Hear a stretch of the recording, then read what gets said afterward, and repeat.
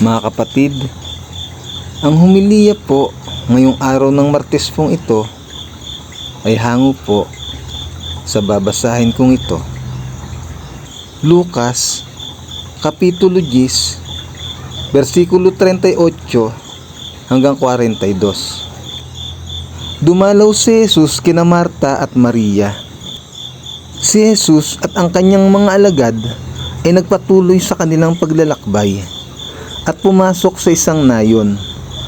Malugod silang tinanggap sa tahanan nila Marta at ng kapatid niyang si Maria. Naupo ito sa may paanan ng Panginoon upang makinig sa kanyang itinuturo. Si Marta naman ay abalang-abala sa paghahanda, kaya't lumapit siya kay Jesus at dumaing. Panginoon, baliwala po ba sa inyo na pinababayaan ako ng kapatid kong maghanda ng nag-iisa? Sabihan nga po ninyo siyang tulungan naman ako.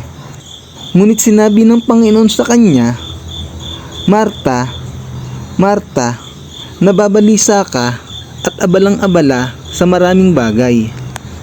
Ngunit iisa lamang ang talagang kailangan.